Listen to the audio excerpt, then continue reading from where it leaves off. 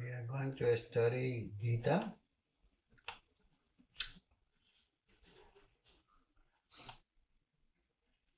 Gita is one of the very wonderful scriptures, and it really does a remarkable job. Whatever you are going through in life, and life is so many wild experience, and so many challenges, so many things goes on, and we definitely find the perfect solutions. The Gita is.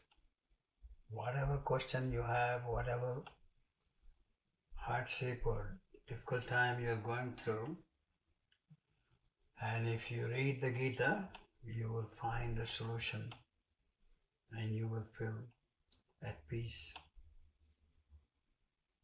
So this is a really wonderful scriptures.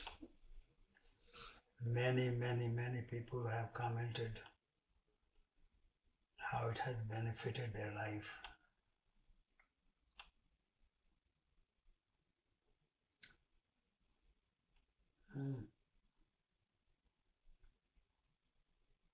That firm man who surely this afflict not, O chief among men, to whom pleasure and pain are the same, is fit for attaining the immortalities.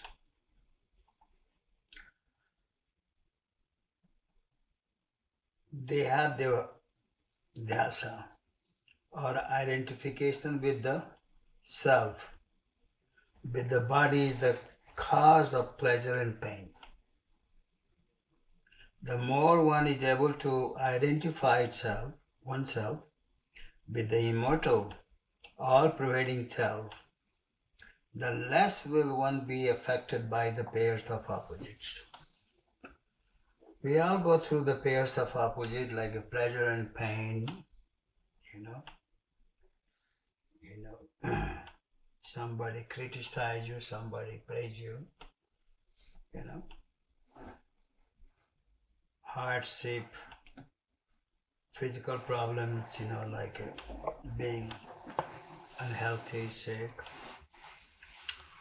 When you are unhealthy, you don't feel very good. When you are healthy, you feel better. So there are praise and blames. These are called the pair of opposites. In everyone's life, doesn't matter who they are, that these things comes. But, and why it comes, the Krishna explains, because we identify with our body, with our senses, with our mind, And when you identify with, this is called the lower self. And our real self is soul, the Atman.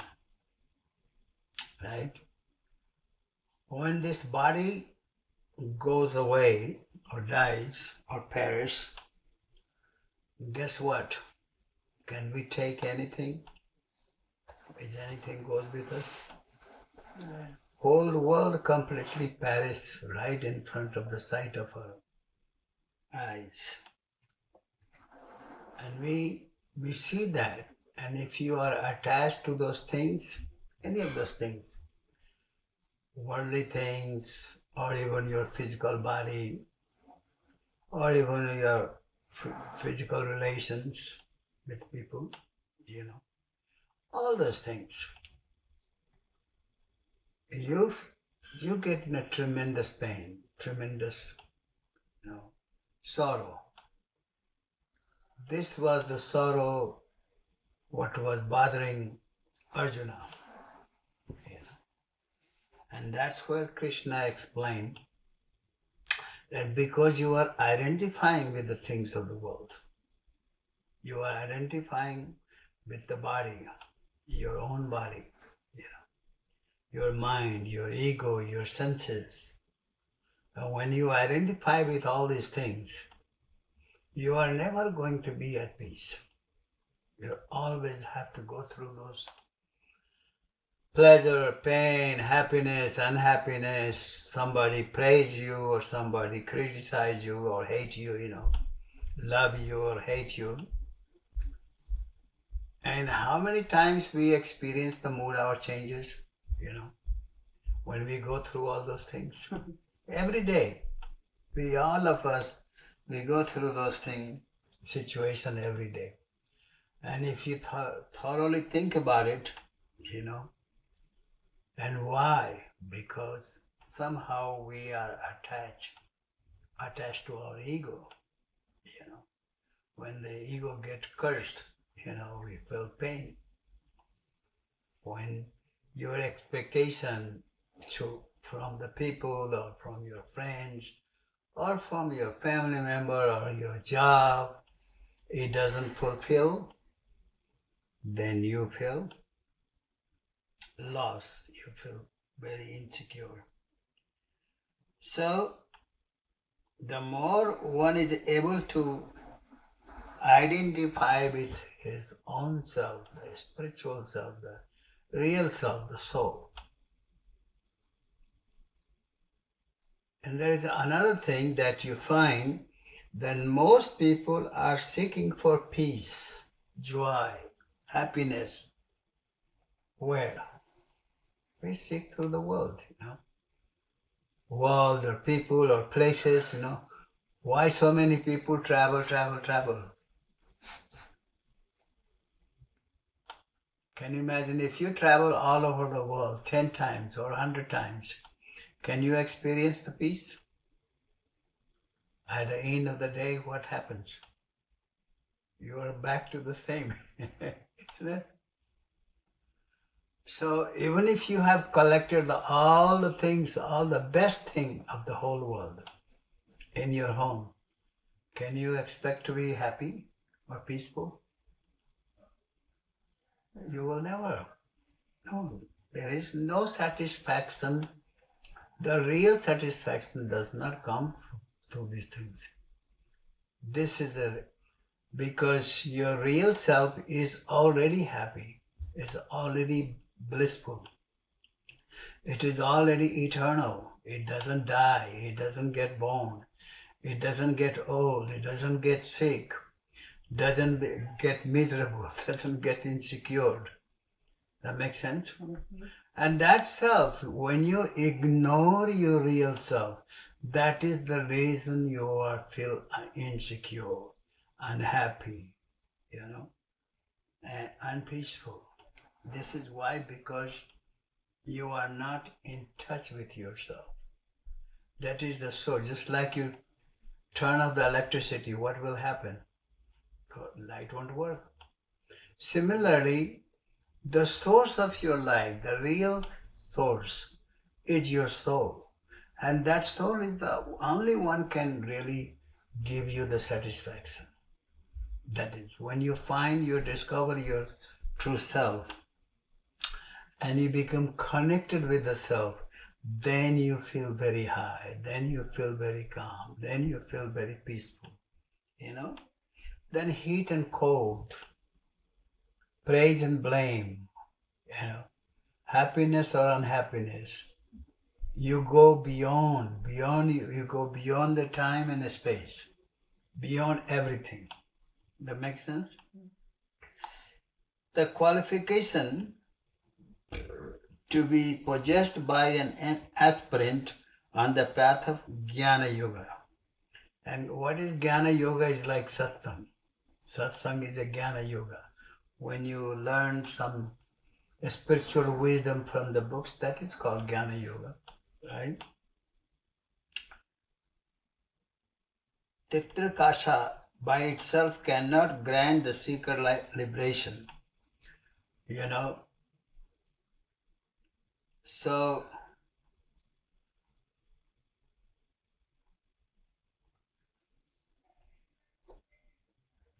it is one of the sixfold virtues. It is conditioned for the reception of right knowledge.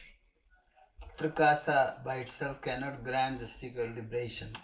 Nevertheless, when it is coupled with discrimination and dispassion,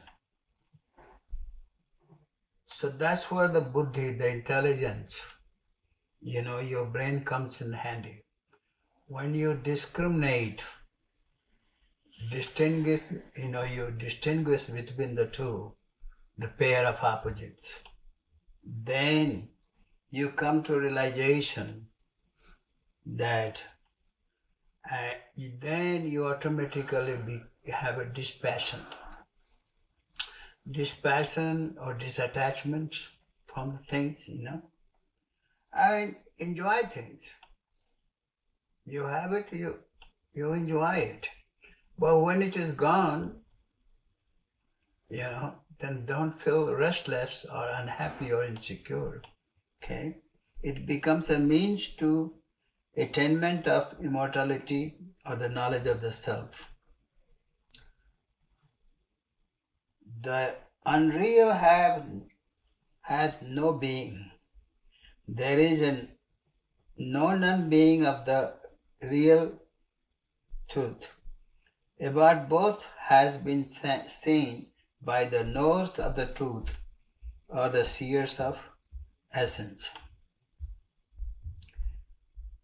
The changeless, homogeneous self always exists. I was just explaining about the nature of the soul, that it doesn't get old, doesn't get sick, doesn't get die, doesn't get born. We have taken many life, many life before.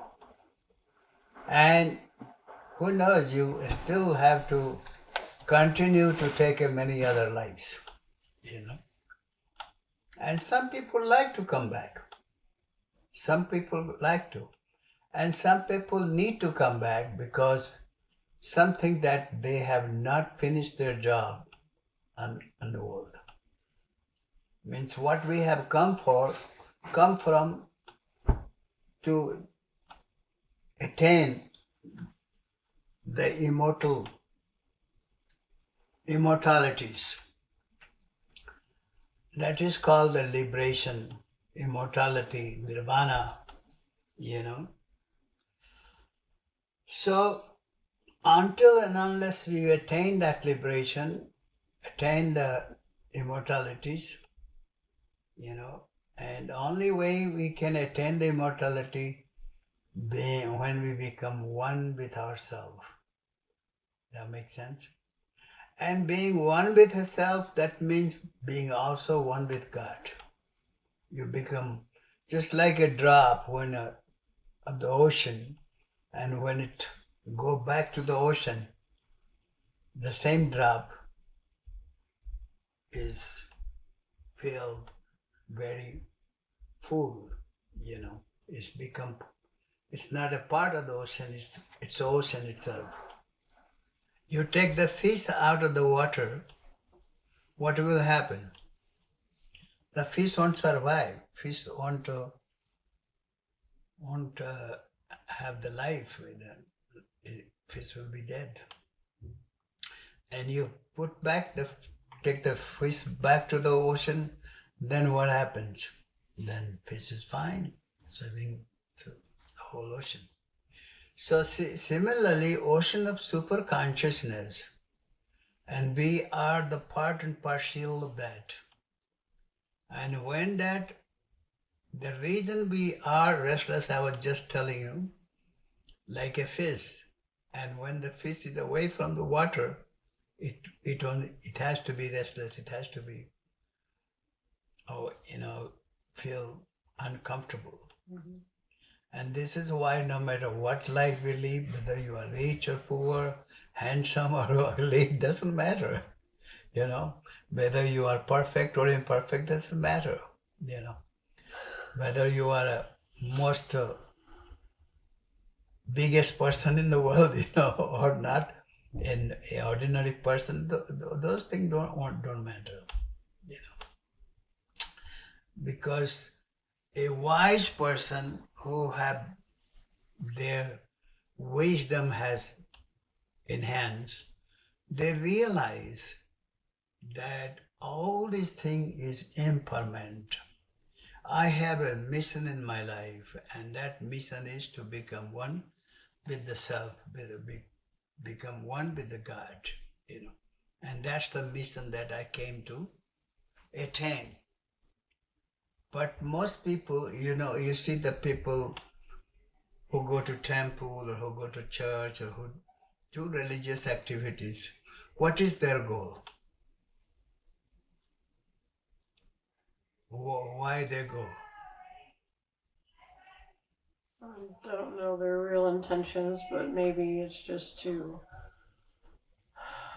bargain with God and appease so that they can get their way. Yeah, I mean, they want something from God. The first of all, the soon you're born, you separate yourself from God already. You are already connected, even in the womb of the mother, you are connected with God. And this is why when you see the child is so beautiful, so sweet, so peaceful, so decent, I can see their face, so bright and beautiful. But the soon the more the world comes into them, the more they become polluted, the more they become lost. And eventually they become so unconscious of that true nature that they feel they are in wilderness, So that is the point, that we are, when you have separated, we have separated ourselves from God. And this is the whole thing that we found away from, and we identify further with the worldliness. Everything A to G is all worldliness. So even when we go to temple or when we go to church, we pray for what? We pray for something worldly. Mm-hmm. Isn't that right?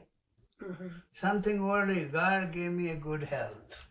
I am sick. I got a cancer. I got heart problem. And, thanks for saving me. But please give me a good life, You can do it. Right? Mm-hmm. So we want still, we ask for some worldly things. So we don't ask for God, please help me to come to you. Please help guide me that I become one with you. I know, I realize, and I'm very sure that I am your child. I am yours and you are mine. But somehow I feel that separateness. Somehow I feel disconnect. Please help me to connect. Please help me to be yours totally, And when you pray that sincerely, you will get it. God is there to help you, Every parents, you notice, even in the worldly sense, and they always are there for their children. Isn't it true? They are always there. Even though human parents, they are not conscious of their true self, so they claim themselves to be a human being. And that was a mistake, that we claim ourselves. Even in the dogs, even in the elephants, even in the animals, all creatures, God is there. And everyone belongs to God, everyone, But somehow those animals, those creatures cannot identify, cannot know, cannot experience, So, but we have, this is why, and maybe we have been those things already, and this is the opportunity we got. And truly, Lord Rama explained that, and he said, Bare bhag manustan pava. He said, you are a great, very, very, very fortunate, very blessed that you have received the human birth,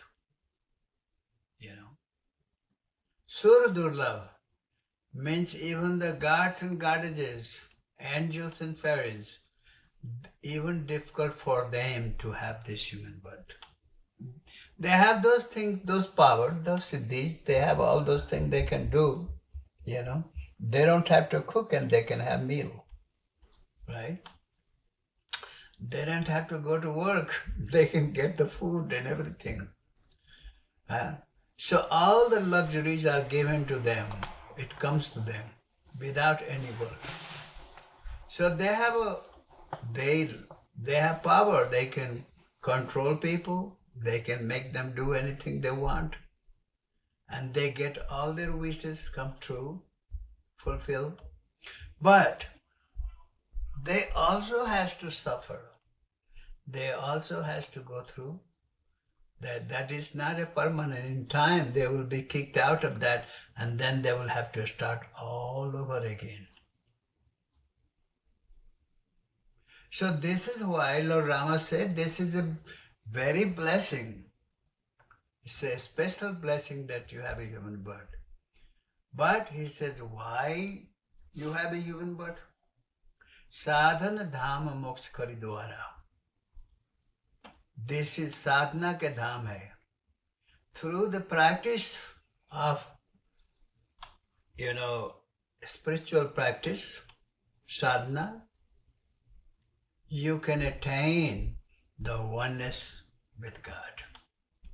And therefore you become that.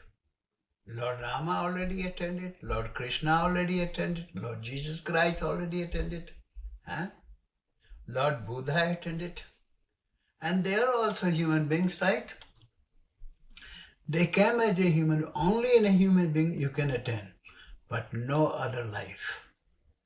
So, is that human life should be wasted for ulterior motive or should be directed fully to the God realization, to the self-realization, who I am. I am not this body, I'm not this mind, I'm not this ego.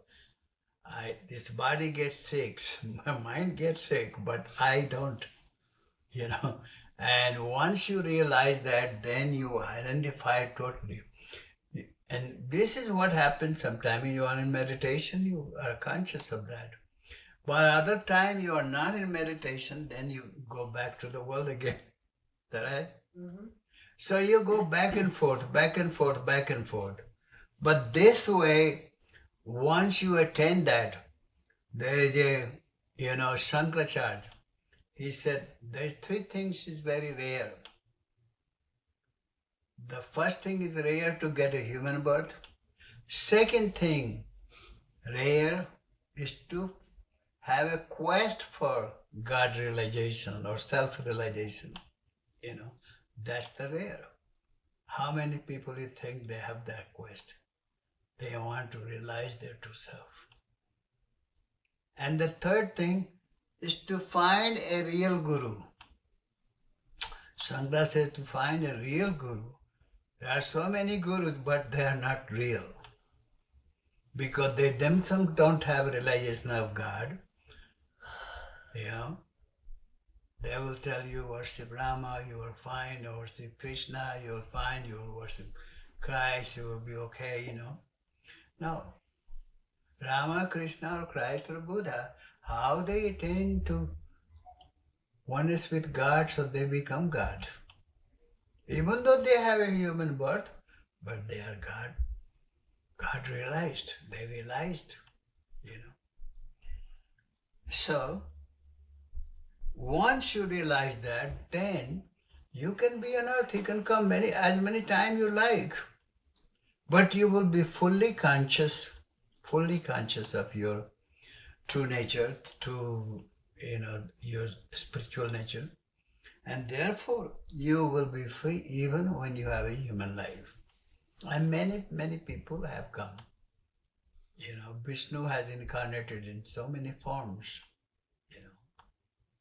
So, then, the unreal hath no being, there is no non-being of the real. So, Now, if you may ask yourself, my soul has what kind of shape my soul is? What Formless. kind of figure is my soul is? You know, definitely is not a human figure.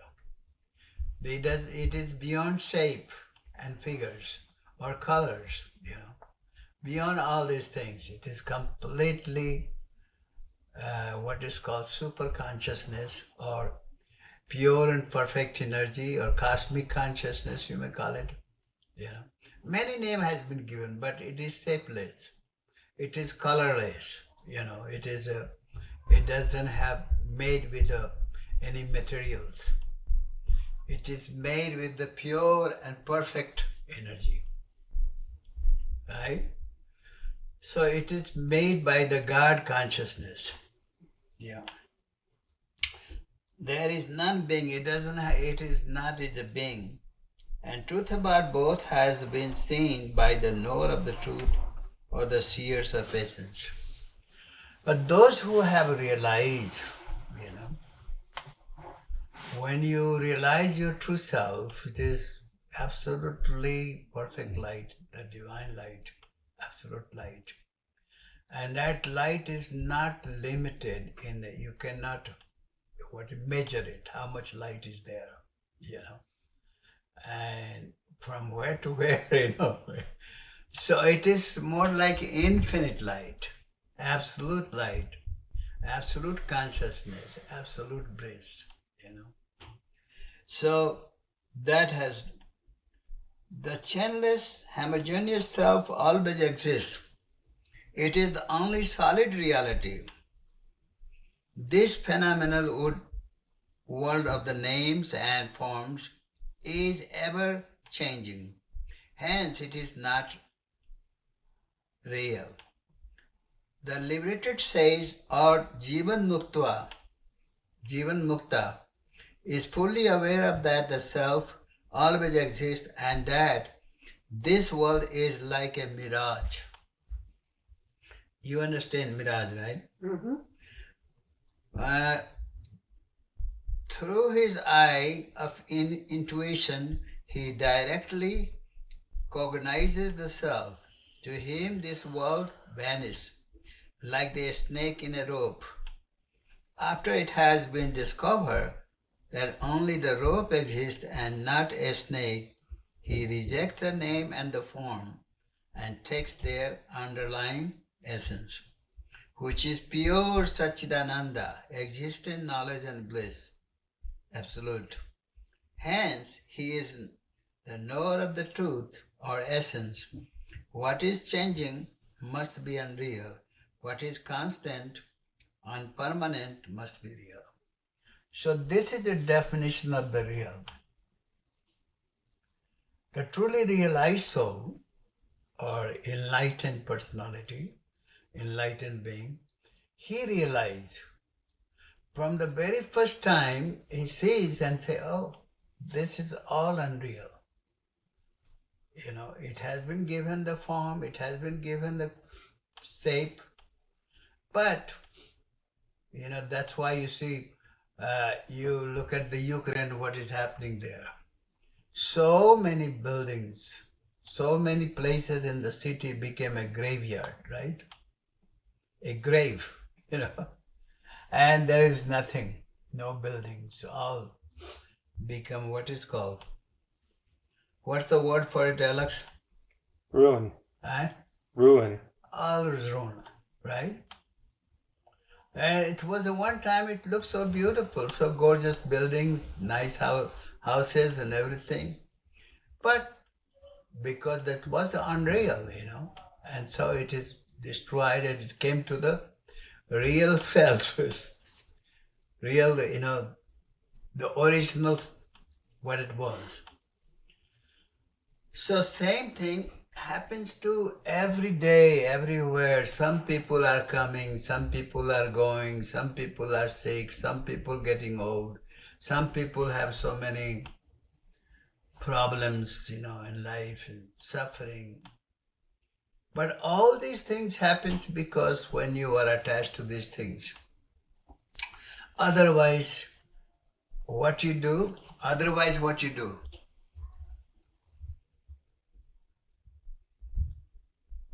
If you are not attached, then what you will do? Or what you will do to not to be attached? Any clue? Focus on your real self. Do your spiritual practice. Right. This is a good example. When you go to see a movie, right, and see all those things, and what you have thoughts are. I'm sorry, what you. When you go to watch the movie, when you watch, Mm-hmm. watch a movie and you go through the whole scenario, what happens? And you watch through, and constantly changing, constantly happening things different and on. And maybe it is entertaining for time, But in your true awareness, you know that this is not real. This is just a movie, Mm-hmm. This is just a screen playing this act and that act. So you are watching, and therefore you don't get affected. Some people get affected. Somebody will cry. They even cry in the movie, right? What happens to them? Well, they're unaffected. They are unaffected? Well, If they are it's crying, not real. I mean, they get involved in it. Yes. But if you just watch through and know this is just a movie, this is just a show, Mm-hmm. to entertain, your mind. So similarly, a wise person, the real seers, sees the whole process in the life, everything what is happening is like a drama, it's like a show, it is like a myth, and so they don't become attached. And since they are not attached, they are not affected by the outcome of that whole thing. Did that make sense? Mm-hmm. So when you are worried, when you are in fearful, when you feel down, feel really not so good, not so happy or so rejoicing, that means you are like a sink. You are sink in that scenario. Mm-hmm. And you are affected. So the soon you realize that this is just some kind of theaters, and it is everybody playing their parts, and just like actors don't get affected because they know this is just the act. It's just like a drama. It has been given to them, and some director somebody wrote it, somebody directed, and I am playing it. But it is not real. So therefore, they are not affected. That makes sense? Mm-hmm. But the people who are not even playing it, some people get affected, right? It's because they don't realize it. It is just a drama. It's just a show. Okay? So know that to be indestructible, by whom all this pervaded, none can cause the destruction of that, the imperishable. The self pervades all objects like ether. Even if the part is broken, the ether that is within and without the part cannot be destroyed. Similarly, if the bodies and all other objects perish, the self that pervades them cannot be destroyed. It is a living truth. The eternal self has no parts. There can be neither increase or nor disunion in it. People are ruined by loss of wealth, but the self does not suffer any loss in this way.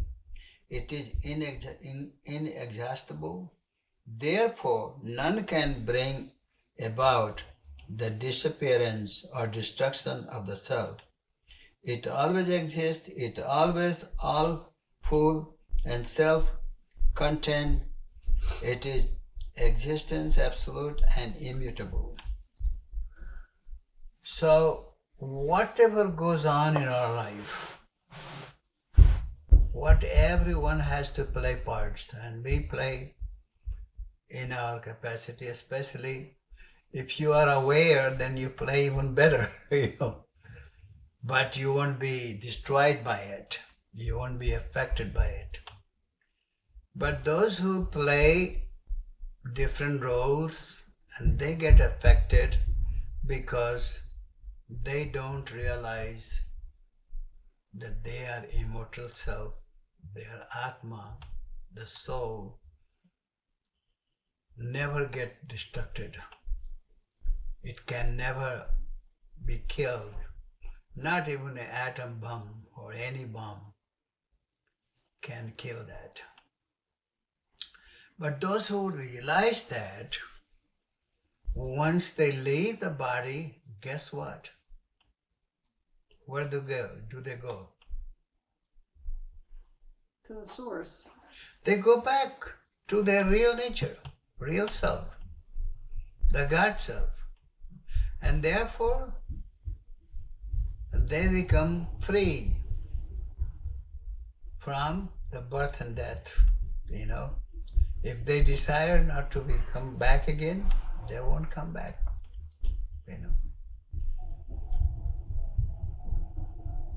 They become wholesome. They become absolute consciousness and bliss.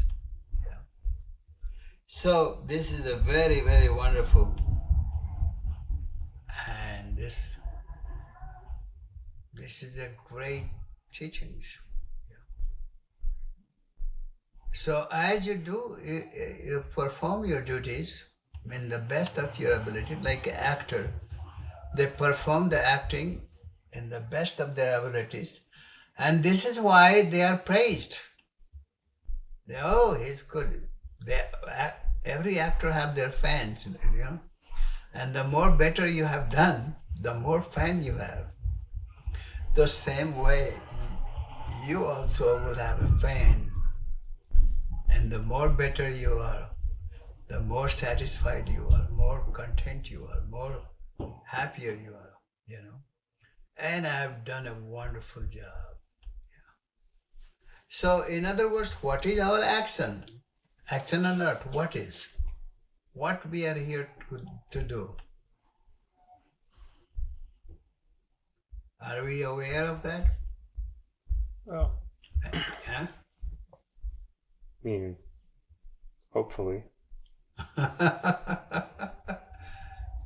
Vicky, what's your response? Are we aware of what we are here to do? We are all actors, let's put it this way. And we have come to perform our job.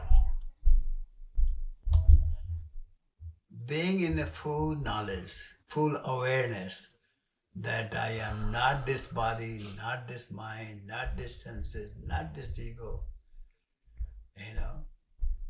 none of this. So what you get out of that, if I'm not this, not this, not this, then what I'm here for? Mm-hmm. Yeah, I mean, I think we know because of Satsang and our natural God-driven quest for knowing what we are here for. I think this is something we... So what we are here for, that is my question. We realize, we know, we are aware that we are not this body, not this mind, not this soul. Not this senses, not ego, not emotions. Then, when this body has been given to us for some reason, right?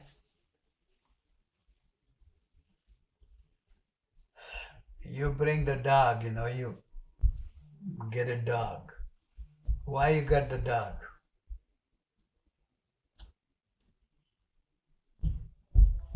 Because you like the dog energy and you like the companionship and joy that a dog brings to you. And what else? It also gives you protection, isn't it? My two are questionable. Is it? Some dogs do. Yeah, sure, they bark and alert you. Yes. That's their job. That's how they protect you, by barking, They make other people, oh, that dog is barking. That means the owner of the house might be awake now. Mm-hmm. So they would not walk in, Right. Even you walk on the outside and somebody try to attack you, the dog will jump on there. Mm-hmm. I was reading one time, there was some, what do you call it? Yeah, some snake got in the house.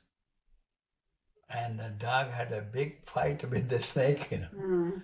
And finally, the dog killed the snake, Otherwise, she could have been killed, beaten. So that saved the life of that lady, Mm-hmm. So,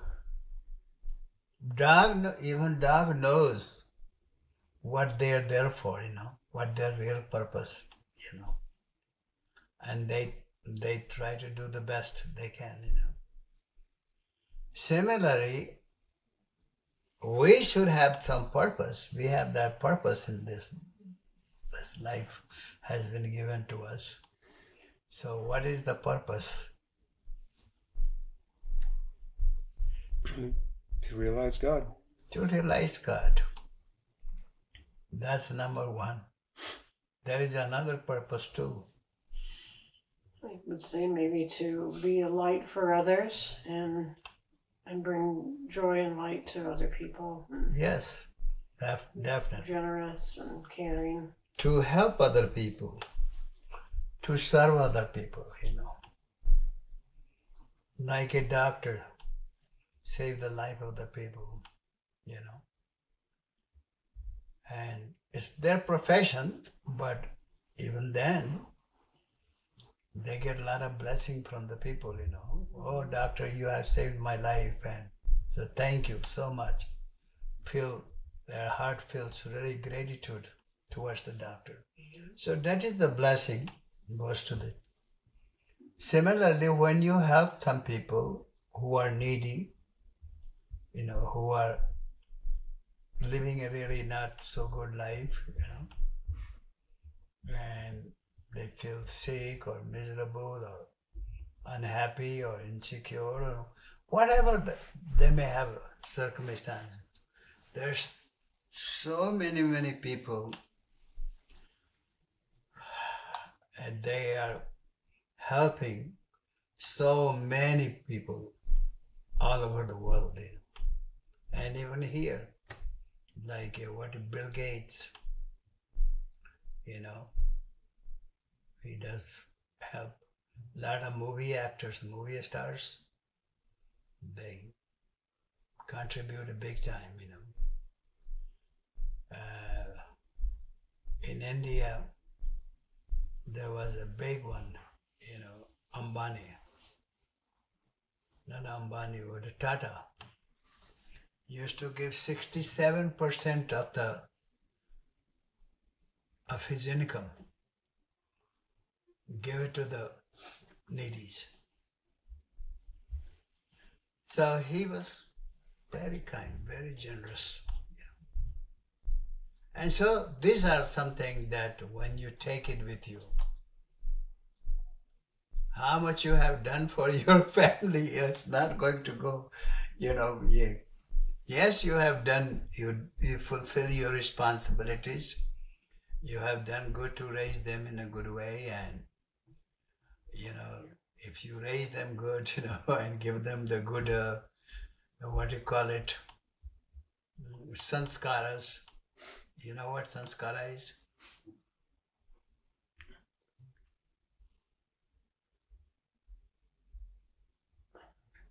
Do you know?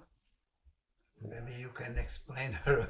I have kind of, I mean, samskara I think of as like good deeds or good fortune. Yes, good deeds. Okay. Good deeds, you implant them to be a nice human being, very kind and generous, very caring human being, and mannerful, the good manners, not very egocentric or Mm-hmm. not being me, that kind of personalities. And not be egocentric because they're rich or they're powerful or they take advantage of the people or take the life for granted, not that kind of.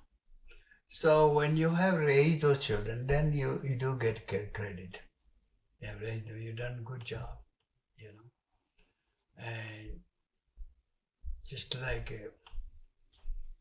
the tree bear the fruits, and if the tree is good, it bears the sweet fruits, But if there is not that good, it doesn't bear any sweet, and neither it gives the, shadow, what they call, to the people, the travelers, the coolness. So, a whole nature is a perfect example of how giving they are, how sharing they are. And the tree does not take a one fruit for themselves, not even a one. They share everything they have. The tree gives us air, oxygen, Sun gives us the light and the vitamin D. So we can really learn from all these resources and how the whole nature is so giving. This is why no matter how depressed or how down you are, and you go to the mountain or to the nature, and they spend some time there, all your depression is over. Mm-hmm. All your worries or sadness is gone, and you feel cleansing. So there's so many things that when you are connected, when you are really spiritual, you become connected with everything. Connected with the nature, connected with the birds, connected with all things, And you enjoy, everything comes in your way, you appreciate and enjoy it. So, life is blessing. And we are bless the life every day with your good thoughts, good actions, good behaviors, good living.